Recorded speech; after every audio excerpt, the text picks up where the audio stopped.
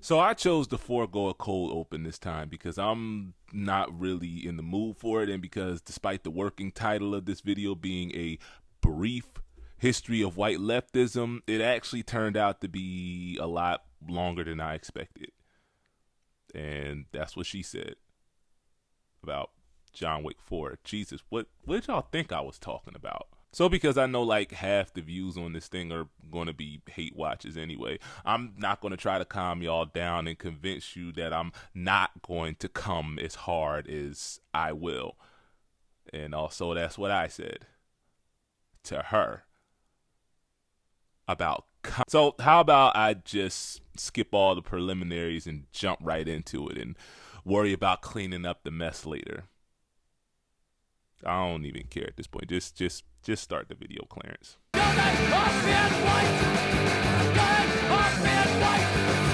Okay, so be forewarned, it's going to take me a minute to get to my point because I'm really not going to come back to this in any capacity once this video is uploaded. So I want to make this thing as succinct as possible, which means the first thing we got to do is define what whiteness actually is. So what does make a white person white besides a lack of seasoning to their food and a line to their hair, obviously? Well, to understand that, we have to understand that whiteness wasn't really a thing until the medieval period. Like I've said in like 4 or 5 videos now, divisions in antiquity were made primarily based on family and regional ties, who you knew and where you came from. Say it with me, kids. Gang banging. I explained the origin of our modern understanding of race in this video a little while ago, but the Cliff Notes version is colonialists needed a reasonable excuse to justify the subjugation of non-European peoples and used a combination of Greek philosophical ideas, specifically those of Hippocrates and Aristotle, along with a very inaccurate portrayal of the biblical flood narrative to do so. And this is where me and a lot of Marxists, specifically the white ones, start to have problems.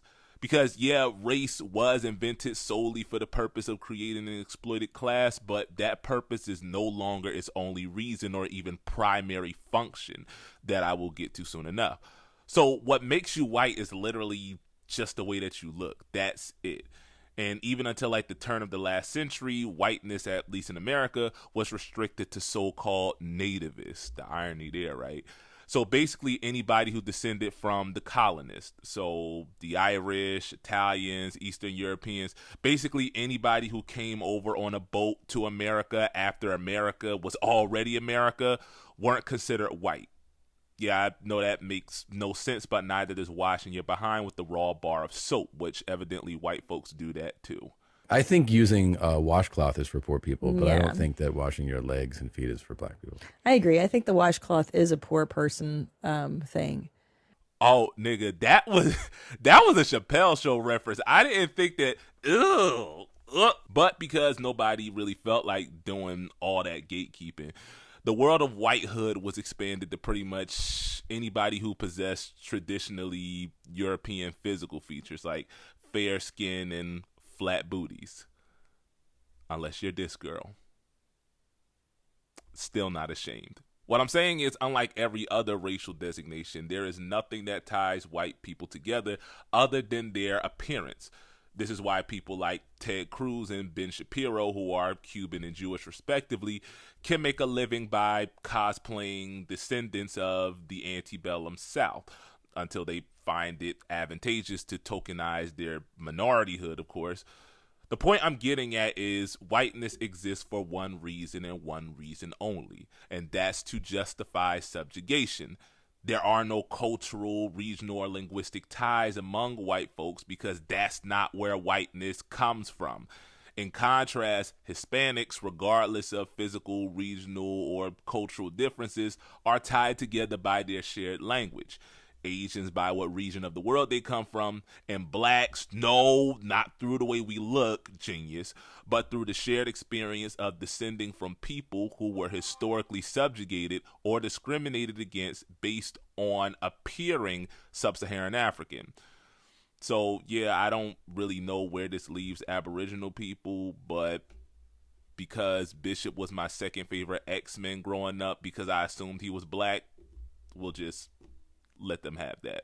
So yeah, blackness is actually a lot more complicated than skin color, believe it or not, which is why you can put the word Afro in front of pretty much any other identity, and I guarantee you're less than 6 degrees of separation from someone who identifies as such. It's also why Pan-Africanism exists, for those of y'all who really want to know what that means instead of just using the word for clickbait. It's also why this nigga is still a nigga, even if he does look like the lost love child of Bob Ross and Richard Simmons. So yeah, the best thing white people ever did for the world was invent blackness.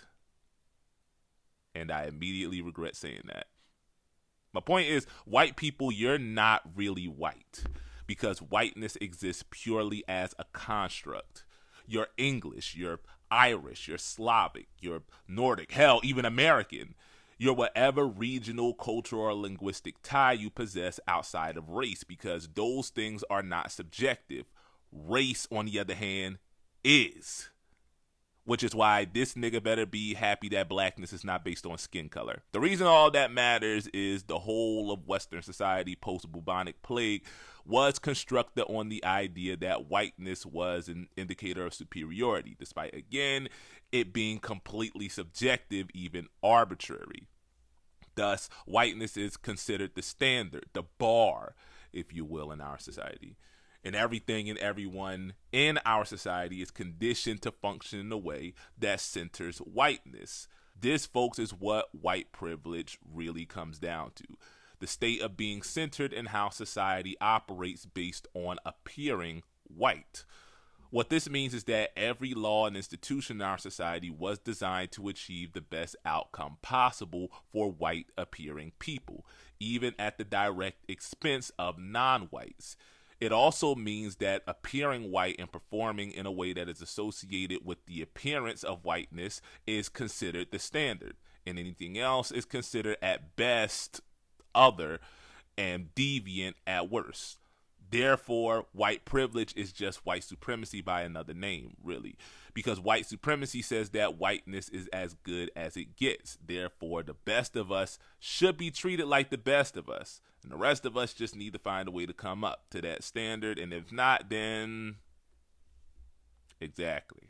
I say that to say American slavery was primarily an economic institution, but it wasn't based on anything material. It was based on race. Therefore, the impact of chattel slavery must be understood and addressed as a result of racism and not class warfare in order to be rectified adequately. And I genuinely do not understand why that's so hard for some of y'all to get, aside from the fact that y'all don't actually interact with black folks other than your weed man. And that's the thing, isn't it? Y'all don't know black people or our plight because y'all really don't care about us outside of our capacity to assist in your own struggle. This is why y'all practically come buckets over the prospect of broadcasting to the world how much Marx and Gramsci you can regurgitate from memory, but you don't even know how to pronounce Du Bois's name correctly. One of the most important lessons I learned from liberation theology, and one that I actually talk about in the video I made about it, is that all theology is subjective, which, let's keep it a buck, that's exactly how some of y'all treat your politics. I mean, like, just replace the word rapture with revolution and you pretty much got online leftism in a nutshell. The main problem that Gustavo Gutierrez had with the Catholic Church's theology is that it was created and practiced exclusively through a Eurocentric, i.e. white lens. Furthermore, any branching schools had to be viewed through the lens of that Eurocentric theology in order for it to be valid, thus leaving little to no room for criticism of the whiteness with which it was created in the first place. Thus, the specific experiences of non-whites were and still are largely ignored by mainstream theology. And when they are even considered, they are so in a paternalistic, even at times antagonistic manner, because again, whiteness. And this is why Marx alone is inadequate to understanding the intersectionality of exploitation and oppression. And I really don't care how me saying that will make some of y'all feel, like, how about y'all go read some Du Bois for a change, or maybe some bell hooks, or perhaps Revolutionary Suicide, which was actually written by an honest-to-God Marxist Leninist, or Kimberly Crenshaw, or James Baldwin, Derek Bell maybe. Speaking of, I remember right around the time I started making videos, almost every left tuber that mattered made a video on critical race theory like it was invented yesterday, even though Bell literally wrote the book like 50 years ago. And Crenshaw coined intersectionality the same year Harlem Nights came out. Something else y'all probably don't know about. And listen, I'm not saying you have to know who any of those people are to be a good leftist. Hell, you don't even got to know what leftist, let alone a Karl Marx, is to be a good one, because these niggas exist. But what I am saying is, don't trivialize their contributions like it's something we just invented last week for the sake of woke scolding y'all just because you don't know about them.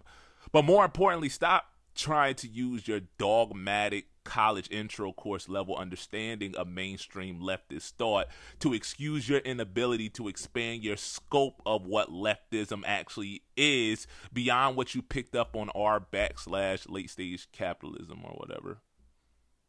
Yeah, I'm in full Black Air Force mode today, as y'all can tell. Believe it or not, unlike a lot of my fellow cornbreaders, I don't actually hate Marx, or at least I don't hate him any more than I would any other casually racist debate, bro. Yeah, you heard me right the first time. Marx was nothing more than a streamer with no streaming capabilities, which makes Engels history's first Patreon supporter.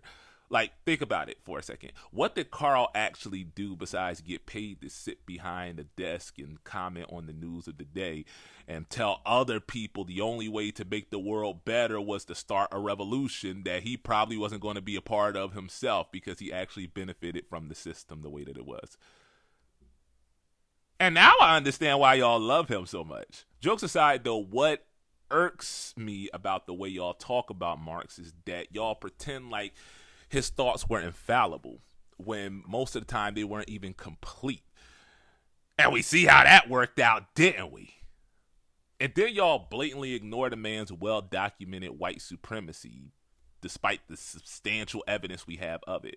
And don't try to tell me that he wasn't a racist, because this nigga literally made fun of a nigga for looking like a nigga, despite he kind of looking like a nigga himself. So shut up and have a seat in the back, bucko. Or you could always just leave and actually go start that revolution of yours instead of crying in my comments about how little I understand about Marx. But unfortunately, you would actually have to go outside and do some honest-to-God organizing for that. Now, wouldn't you? But in all seriousness, for real now, the reason why the white supremacy thing even matters is because that attitude, no doubt, influenced Marx's blind spot when it came to racial oppression.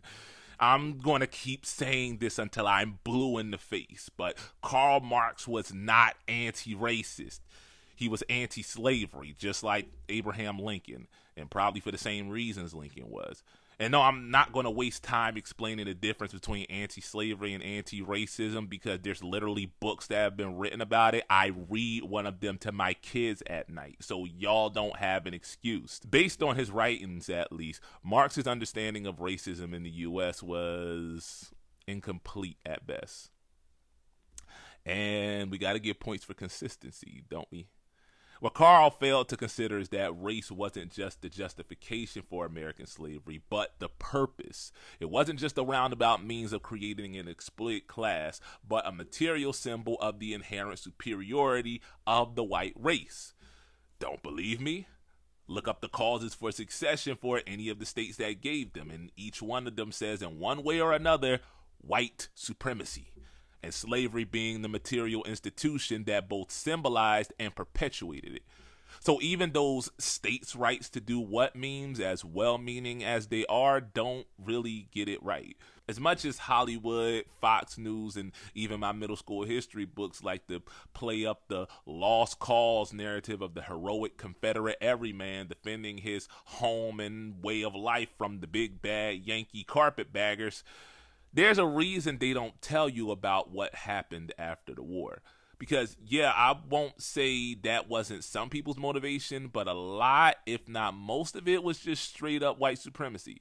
And again, if you don't believe me, go look up the Reconstruction era, the most ironically named chapter in your AP history book. My point being, by the time Carl opened up his first live chat, the concept of race and the white one being superior was so ingrained in Western, but especially North and South American societies, that it became more than a mere construct, but an end in itself, just like gender. In other words, you didn't need slavery to exploit and oppress black folks. The society did that itself. And the only way to fix that would be addressing the racial component not as merely another product of class struggle, but as its own entity. Like, literally everything I'm saying is right there in the souls of black folk. Go read it. To the left, everything you own in the box to the left. But I'm kind of getting derailed here, just like every single grassroots progressive movement in the U.S. since the late 19th century. And why is that, you may ask? White people. Duh, nigga.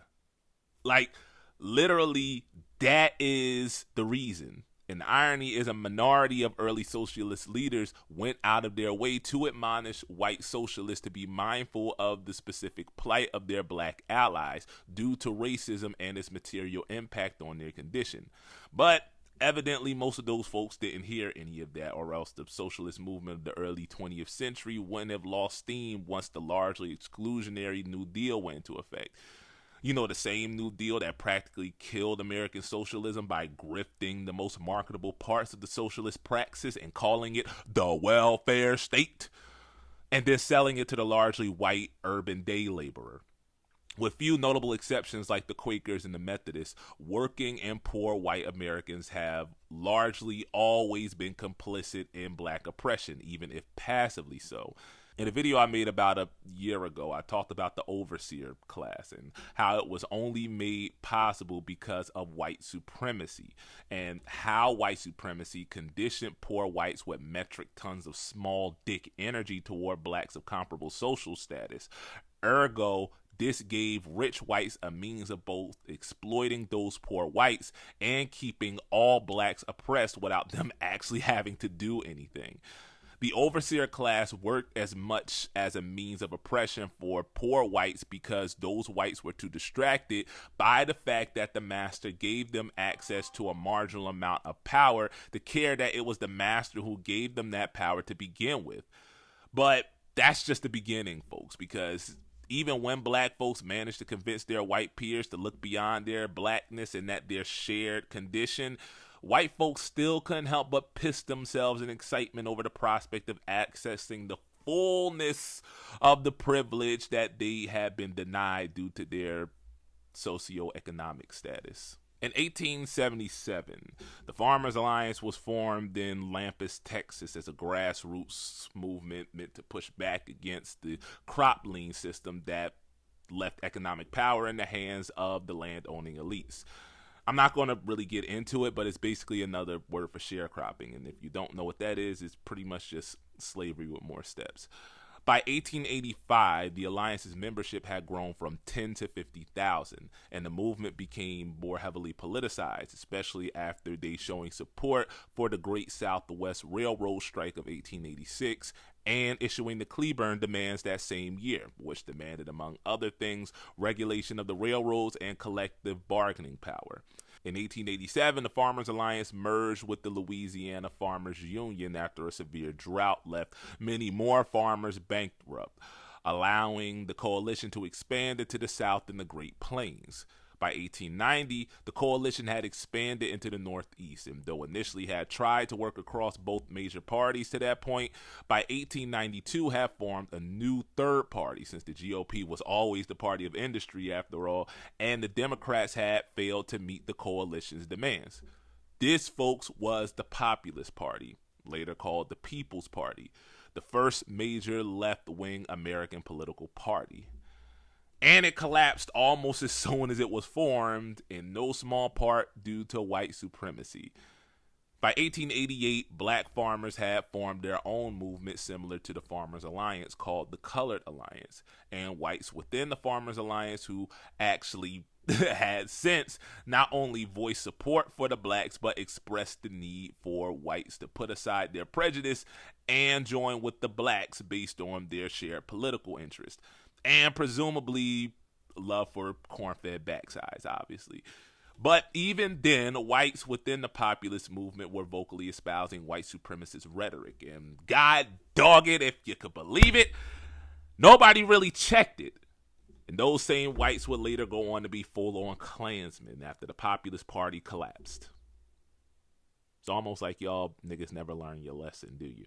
Matter of fact, by the mid-1890s, a fusionist faction of black Republicans and white populists have formed a coalition in North Carolina, which created a full triplex of control over North Carolina state politics by 1896. Now, I'm going to try my best to make the ensuing political drama as simple as possible without getting into things like free silver, which is kind of important for understanding why the Populist Party fell apart and to understanding late 19th century politics in general, but would just be kind of fluff for our story. So if I do miss a few details here and there, that's what the amateur historians in the comics section are for anyway. Because the Populist Party was an agrarian grassroots movement, they always found it difficult to garner support among urban day laborers, despite their historical support of labor unions, and even they receiving cosigns from labor leaders like Eugene Debs. However, the Populists had strong showings throughout the South and Great Plains, where most of the farmers were. Even then, Dixiecrats had a hard time divorcing from their party's allegiance, even if the Populists, from a policy standpoint, were more appealing. This is due at least in part to Dixiecrats being a bunch of racist scat swallowers and white supremacy kind of historically being a big deal to them, to the point of literally being the reason they all became Republicans in the 1960s. Well, anyway, in 1894, the Democrats got absolutely mollywopped at the polls, due in part to the strong showing of populists in the South.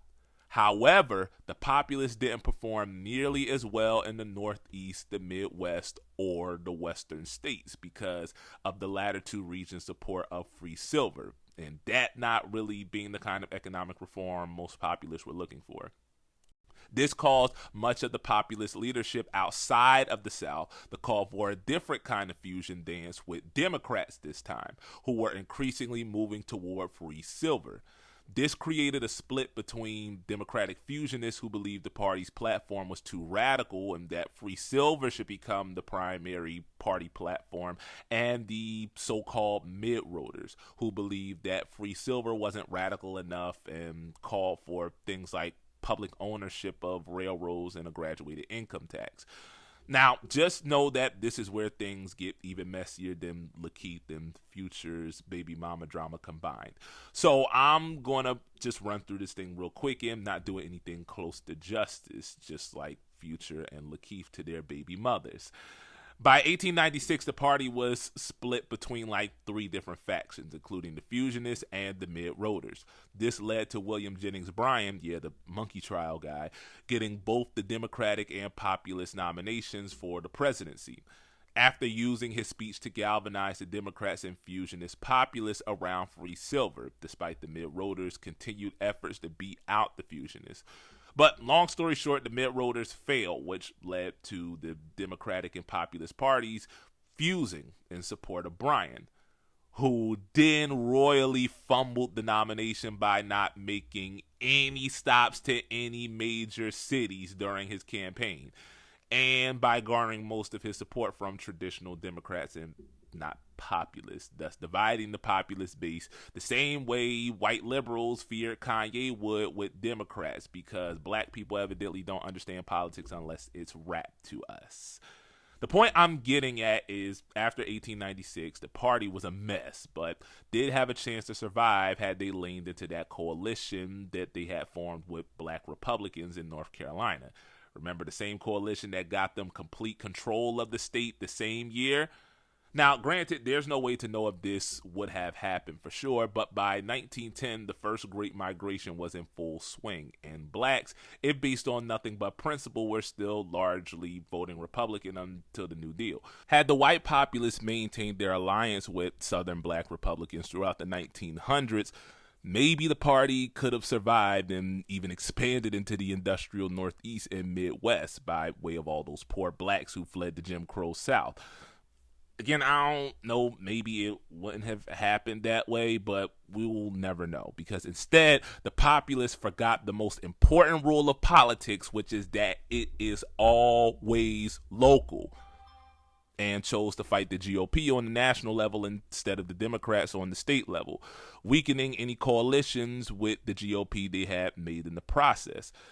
And predictably, the Democrats seized on this, waging a white supremacy-fueled propaganda campaign against the populists in the GOP, culminating in the Wilmington race riot of 1898, 2 days after Democrats had seized control of the North Carolina legislature back from the Republicans and began a campaign of undoing all the work they and their populist allies had done over the years. Now, again, there's no way for me or anyone else to know for certain if this would have worked, but in an alternate universe, the populists took a hard stance against white supremacy within and without, and black Republicans, already peeved at their party's reluctance to do the same, would have thrown their support behind the populists if based on nothing but principle. That populist party then was able to capitalize on the support of black Republicans and rural white farmers who weren't dumb enough to vote against their own interests for the sake of a racial pissing contest, to wrest control of states with large black populations like Mississippi and Alabama from Dixiecrat control, creating a viable third option for decades to come, until the first Great Migration, when those same black Republicans, some of who probably fully switched parties by this point, moved to the north and midwestern urban centers, expanding populist influence across the country. Again, there's no way I can say definitively that things would have been different had the populists taken such a hard stance. Hell, it might have even backfired, honestly. But I do know that white supremacy didn't do the party any favors. And the fact that some populist leaders espoused white supremacist rhetoric during and went full Klansmen after the party's heyday says that at the very least, the party missed out on a golden opportunity by being far too passive in the civil rights fight. An opportunity that it would take Democrats another 50 years to recognize and then exploit for the next 60. We're living in a dystopia, folks. One adorned with LGBT flags and swap meet dashikis, of course. But unfortunately, a lot of leftists weren't getting this, insisting that capitalism was the only big bad worth fighting, thus creating a blind spot within different factions of the movement, including the aforementioned Knights of Labor. If I did mention them, I don't remember, who were unwilling to challenge segregated assemblies among their ranks. This propensity for colorblindness is best encapsulated in this quote from Daniel De Leon of the Socialist Labor Party, that there was no such thing as a race or Negro question. There was only a labor question, so far as the socialist and labor movements were concerned. If you don't see the problem with that quote, is that passively opposing white supremacy or even the concept of race itself is not enough, but one must actively move toward dismantling the very systems that create the material effects of the racial construct. The purpose of race is not simply to divide the proletariat, but the purpose of race and racism is to keep non-white people in a condition inferior to whites regardless of their social status. Duh, nigga. Now, by the time socialism had become a thing in America, even leaders of that movement were at best reductive in their understanding of race as it related to the left, with Eugene Debs infamously stating in 1903 that the Socialist Party of America offered, quote, nothing special to the Negro. And at worst, they being full-on anti-black, like some other groups that I'm not going to get into. This despite the high revolutionary potential of the black working class and Du Bois himself encouraging blacks to vote socialist in 1910, while also emphasizing the need for socialists to combat racism directly. Now, I'm not going to run through the entire history of socialism and race relations in America because there's literally whole articles that do that, but I will say that the anti-racial attitude espoused by people like Debs and De Leon was pretty much status quo for American socialists, with a few exceptions like I. N. Rubinow, until the October Revolution. Now, what does Russia have to do with black folks aside from wrongful imprisonment, obviously? Well, Russia is freaking huge, man. Like Dolly Parton's bus line huge. As a result, Russia was and is home to a ton of different ethnic groups, languages, religions, etc. Despite the Tsardom being a little over half Russian ethnically, the entirety of the nation was ruled by the Russian aristocracy. This resulted in what Lenin called Great Russian Chauvinism, which is basically white supremacy, but replace white with your oppressor nation of choice, and there you have it. Thus, the Soviets argued that revolutionaries who just so happen to originate from oppressor nations or groups should go twice as hard to combat injustices experienced by members of oppressed groups. Yeah, let's just pretend like this didn't happen. Oh, wait, that's right. Y'all already do. Like, this is literally what we've been trying to tell Twitter Marxists since ever. And in 1920, during the Moscow-based Second Congress of Communist International, John Reed, one of the founders of the Communist Labor Party, went to bat for black folks, saying communists must not stand aloof from the Negro movement, which demands their social and political equality. Around the same time, black socialists led by Cyril Briggs, Otto Huyswood, and the poet Claude McKay formed an alliance with the Communist Party of America based on their shared anti-colonial stances, and by 1922 had influenced the party's official stance on the so-called black question.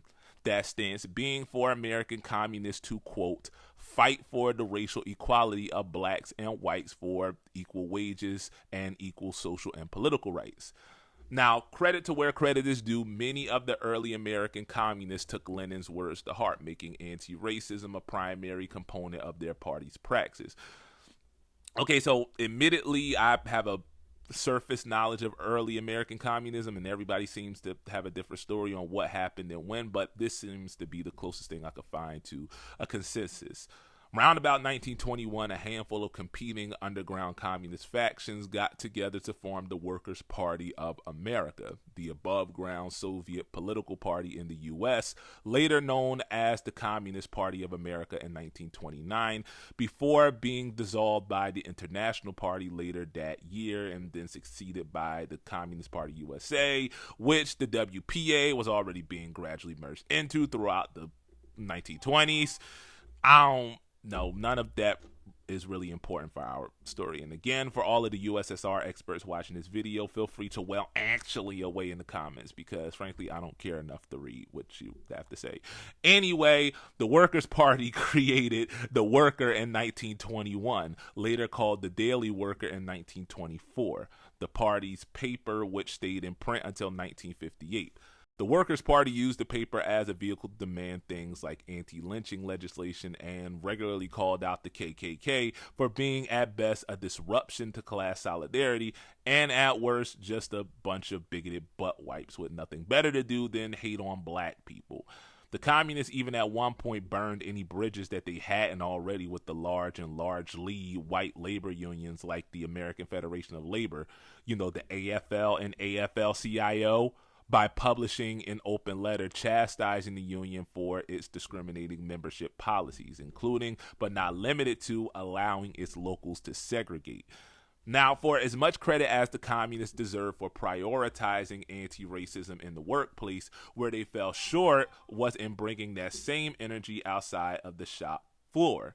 For example, in 1925, Ocean Sweet, a black doctor, purchased a home in a white neighborhood in Detroit for God only knows what reason.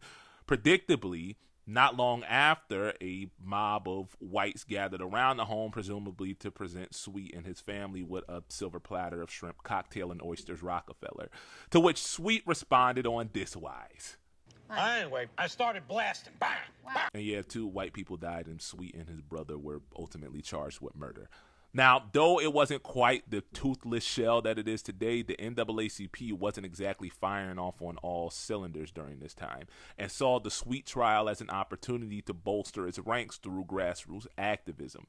And Du Bois, never more than a stone's throw away from the black public sphere, leveraged his relationship with Charles Darrow, the other monkey trial guy, into Darrow agreeing to be counsel for the case. Long story short, the case got thrown out on a mistrial, and pretty much everybody involved chalked it up as a big legal dub for black folks, probably the biggest one that they have gotten since, I don't know, the Emancipation Proclamation.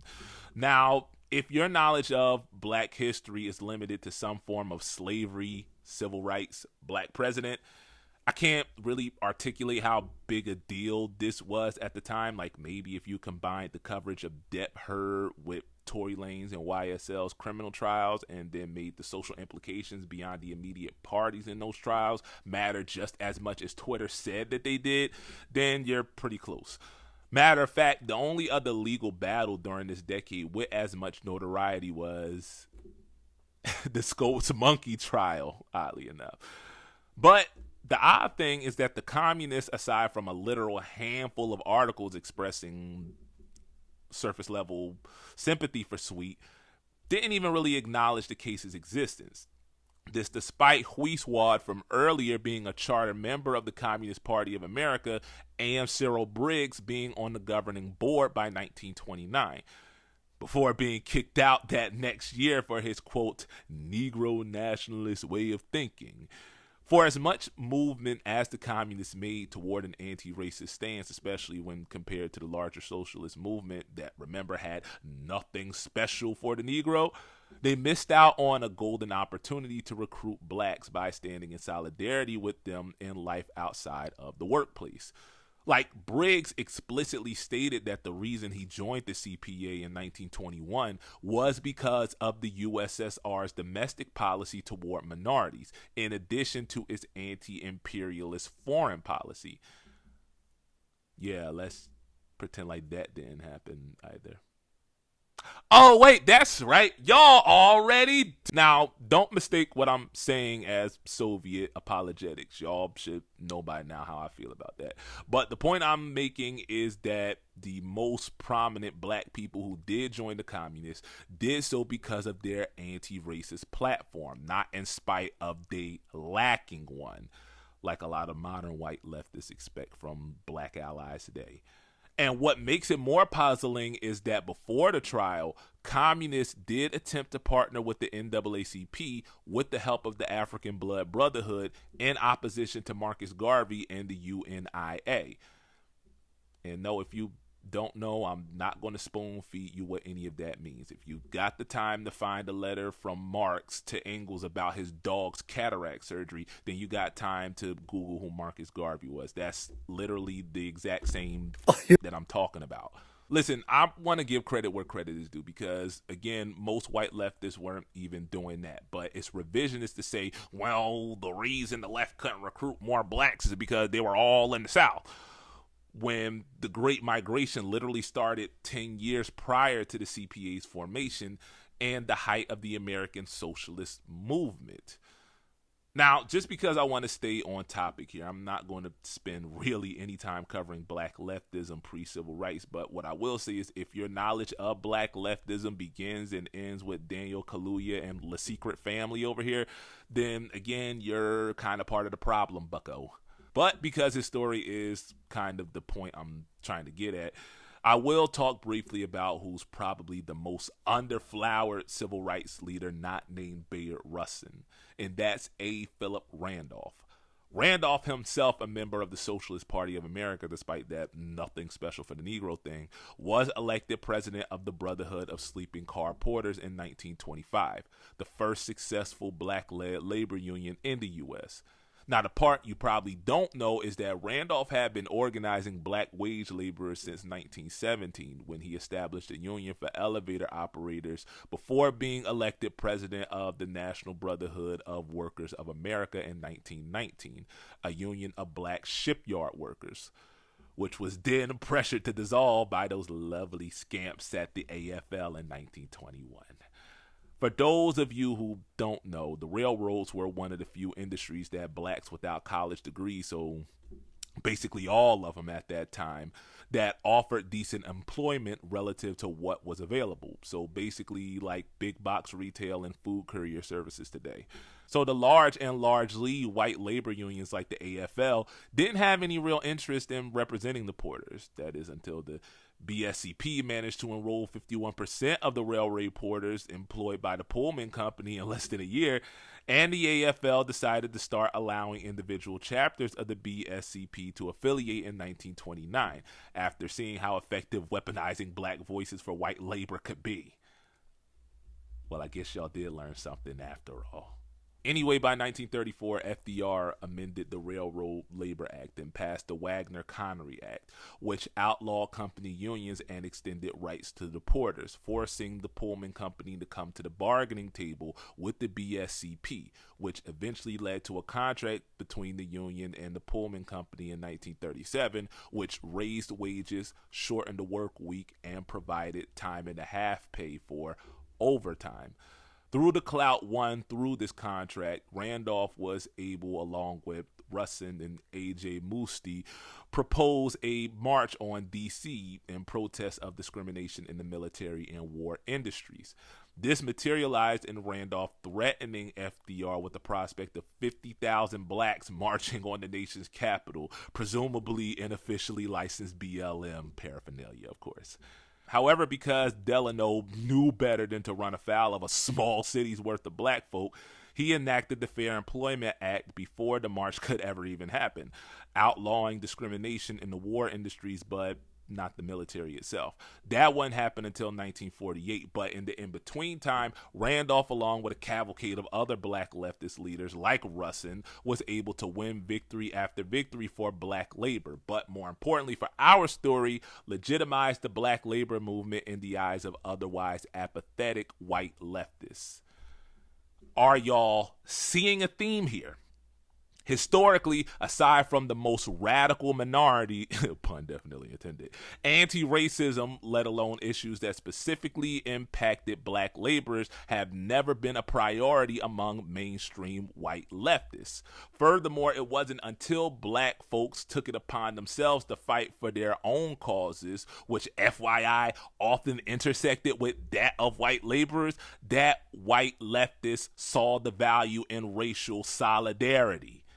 But you see, it's not just labor folks, and it's not just the early 20th century either. Women's rights, LGBT rights, historically the concerns and voices of blacks within those movements are diminished, if not completely ignored by the white faction until forced to do otherwise. Like, this is literally the reason why people like Bell Hooks, James Baldwin, and Marsha P. Thompson matter so much.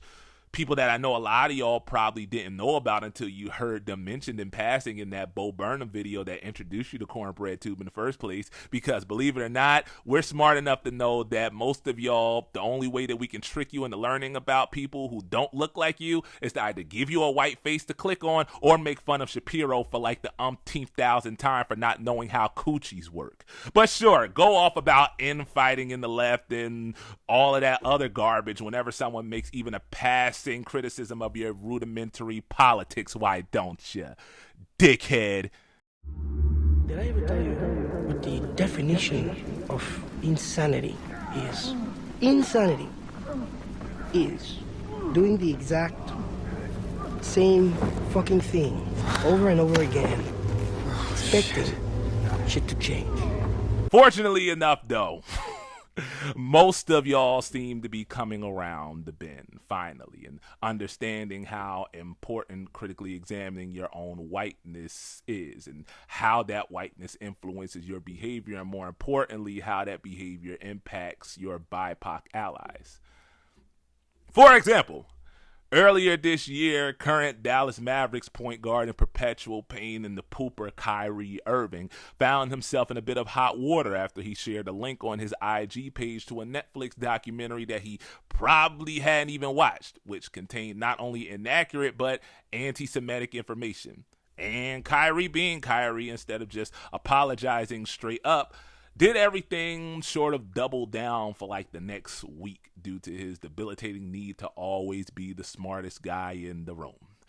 Around the same time, the artist formerly known as Mr. Kardashian was going through for lack of better phrasing, a manic episode in which he displayed some pretty problematic behavior himself, including using a swastika as the template for his new clothing line logo and going on InfoWars and expressing his unabashed love for Adolf frickin' Hitler. And the online left was actually pretty reticent in their desire to tar and pitchfork the two of them, despite how problematic their behavior was, because, anti-blackness. Not to say that they being black gave them a pass for the incidents, but that the online left was aware of how anti-blackness has shaped the moral compass of the court of public opinion to invoke draconian punitive measures against black folks for doing a fraction of the harm whites of similar status have done and have gotten little more than a slap on the wrist, if any comeuppance in return. And surely they knew better than to perpetuate such behavior, especially in our current socio-political climate. Further, white content creators abstained from riding the outrage wave for click clout by conflating black identity movements like Pan-Africanism with fringe pseudo-religious ideas like black Hebrew Israelites because, again, anti-blackness. And you also didn't attempt to weaponize and thereby tokenize black creators by reaching out for a cosign under the guise of guidance, knowing that if that guidance boiled down to "I am not the emperor of black people, do not post this video," and you were going to do what you wanted to anyway. And the creators who actually did do a pretty good job of knowing what the they were talking about and describing these movements avoided centering themselves in a conversation that they lacked the perspective to speak on with authority by using the opportunity to platform a not quite as prominent leftist black voice to do so. But most importantly, the online left avoided the white urge to create a soft panic over a phenomenon that has existed for literal decades that they're just discovering now and engage in the same brain-dead paternalistic behavior they did when Kanye announced his presidential campaign, by not assuming that black folks weren't aware of a fringe identity movement that we've literally been mocking in every form of media since the 80s. And thus proving that despite the hashtags in their Twitter bio that y'all don't actually engage in community with black folks until you see an opportunity to weaponize us. In February of this year, Brianna Gay, a trans teen girl and TikTok personality, was murdered by two other teens in the UK. In the days following, the online left chose to honor her death by utilizing the hashtag #SayHerName to draw attention to violence targeted at the trans community that's often swept under the rug because, we live in a wet fart of a society in which anyone slightly different from you isn't worthy of human dignity.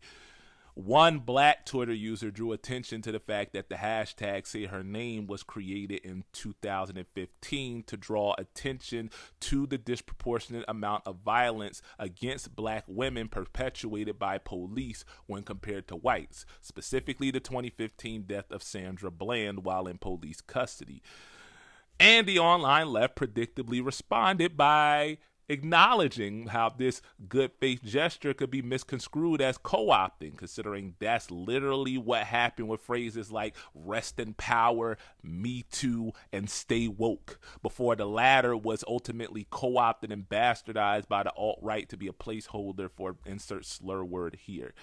This led to a healthy dialogue between black and white leftists about concerns over black allies and their movements, and even accompanying slogans being casually co-opted and even commodified for white use and consumption, with no thought put into how doing so diminishes and even trivializes the original purpose for which they were created. Round about the end of last year, a pretty popular trans leftist streamer got into a bit of hot water over allegations from BIPOC trans folk of racism expressed by both her and, perhaps more importantly, her stan base.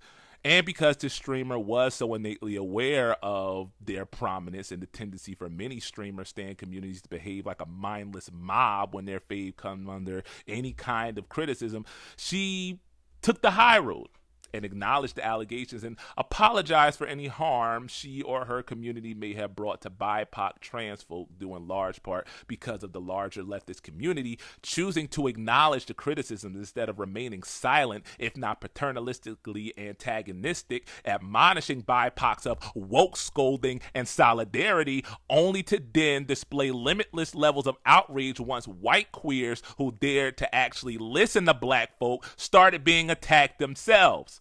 Furthermore, that streamer didn't attempt to manipulate the narrative by implying that these allegations were a psyop attempt to discredit the abuse that she was enduring from an incel doxing site. Oh, and she also didn't instruct her stance to infiltrate spaces for black queers through digital blackface for the purpose of doing the very thing that the doxing site had been doing to her. I'm doing gay ops on Tender Queers. I'm encouraging my followers to make pick crew accounts and infiltrate Tender Queer Twitter. Does it matter which pick crew? No, just use a random one. But the more diverse, the better. Like, make it like a black butch lesbian. You get it? That whole thing was a bit. Because that's exactly what y'all did. April Fool's, bitch.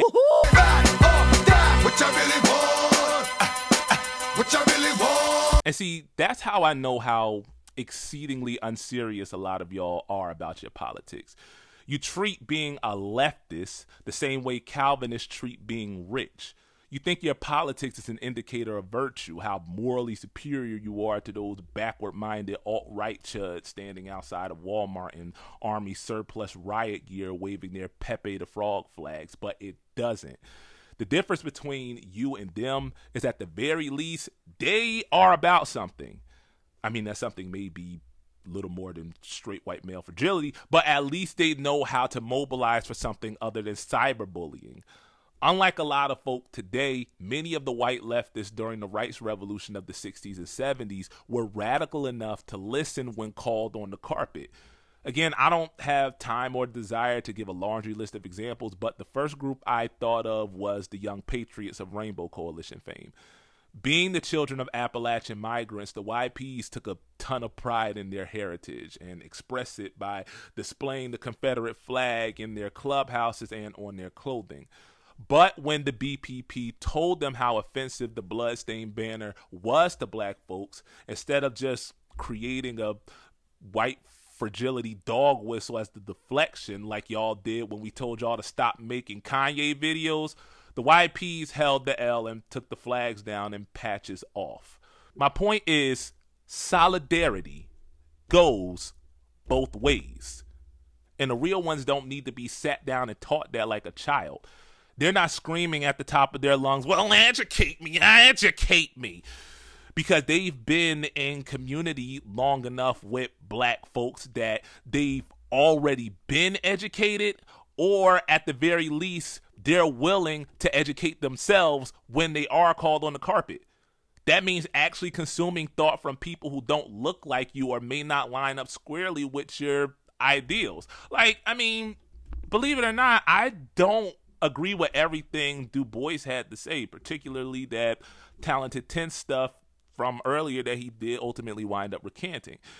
I don't like everything Bell Hooks has to say about black men. If I'm going to keep it a buck, at the risk of losing the already minuscule amount of female subscribers that I have, I think that her takes on black men can be reductive at times, and a lot of it is more anecdotal than data-based. But that doesn't mean she doesn't have anything valuable to offer to the conversation. In fact, the complete opposite is true. She makes a ton of good points that someone like me ought to be listening to.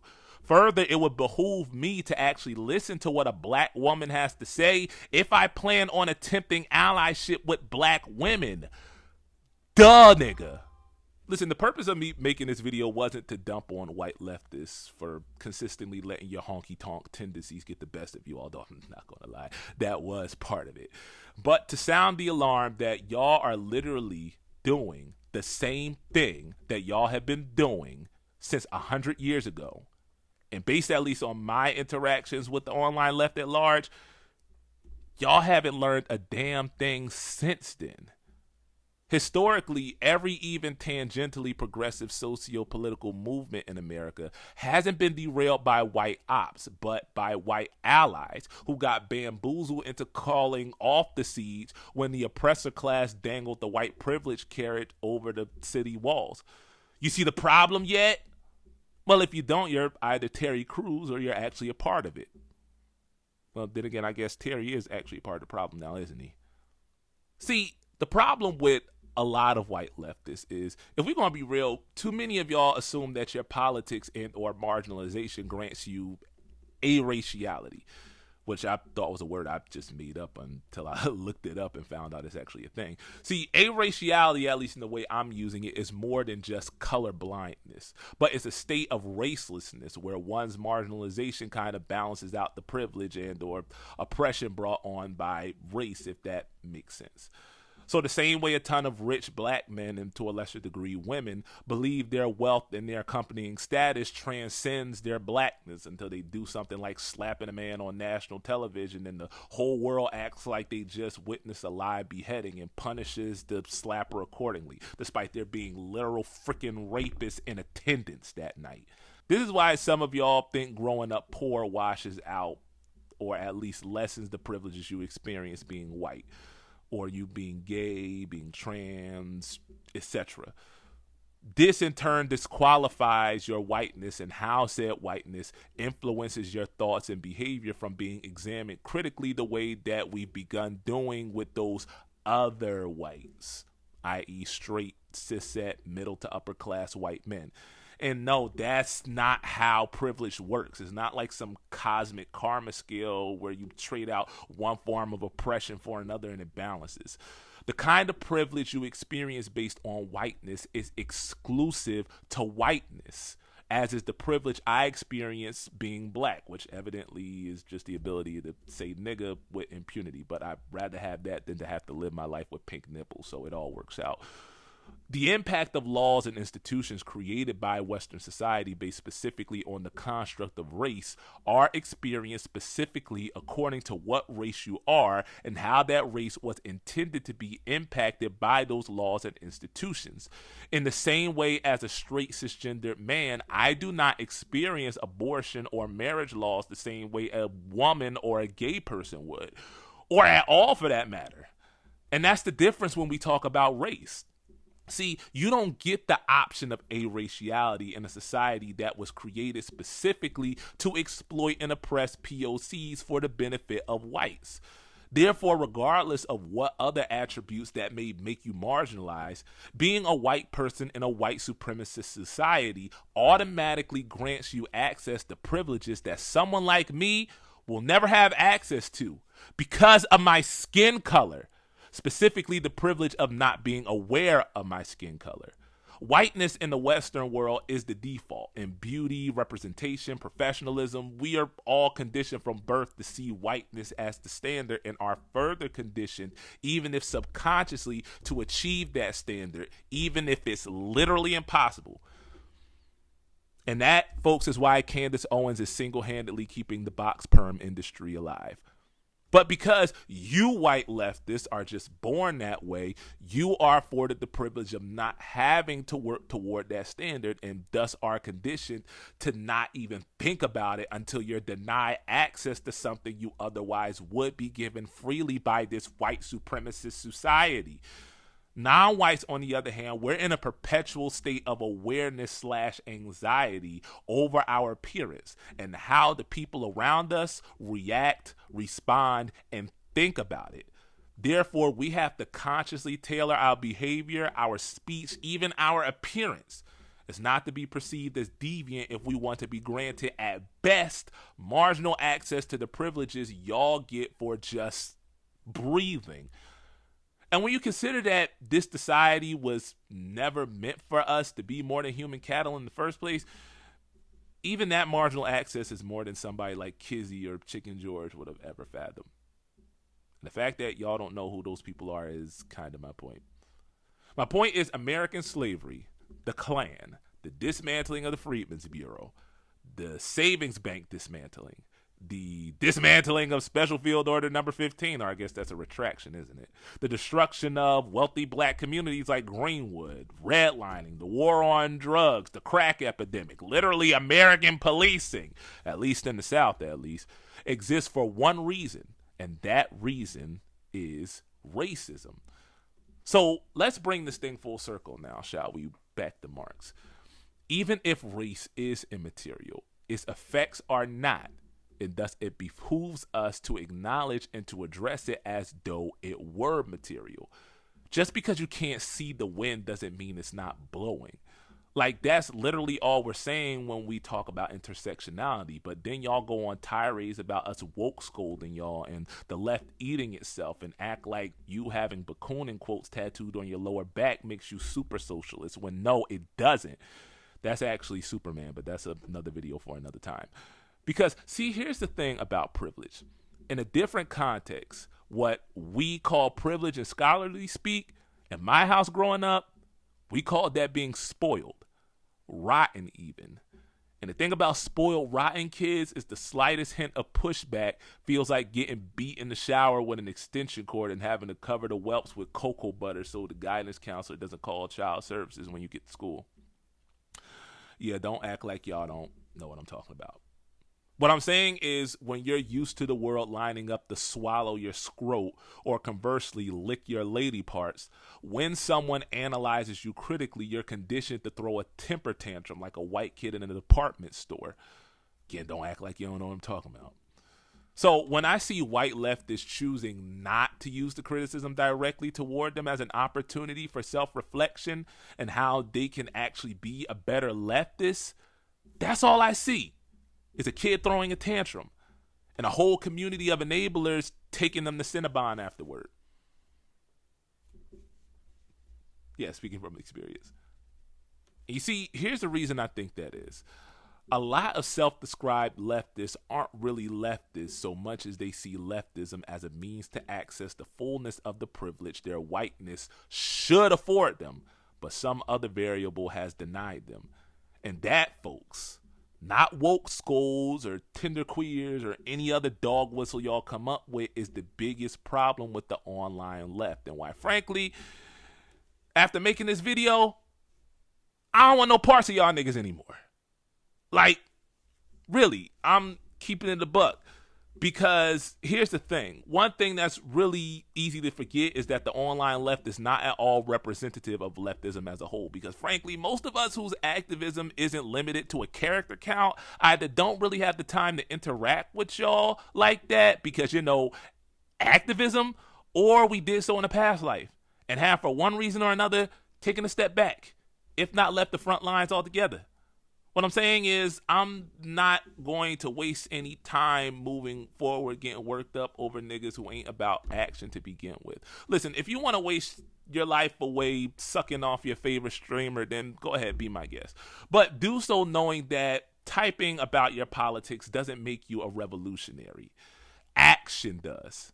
And y'all's action, or better yet, lack thereof, says y'all are about as revolutionary as a forward pass in the modern NFL. For those of y'all who this video did strike a chord for, you're ready to repent for your sins and recant of your standhood. If there's anything to take from this video, let it be this. More important than being a good leftist is just being a good person. And that's not accomplished by absorbing and regurgitating countless paragraphs of theory. That's accomplished through empathy, placing yourself in the shoes of someone else and saying, what must it be like to be like them? This is the place where many of your faves and peers fall short. But the fact that you're even listening to me right now, you've gotten this far, says that you have the capacity to do and to be better. And bucko and or bucket, that's all I'm asking from y'all, is to just be better. And if y'all don't want to be better, honestly, I really couldn't care less. Gorge. Y'all, I'm going on vacation.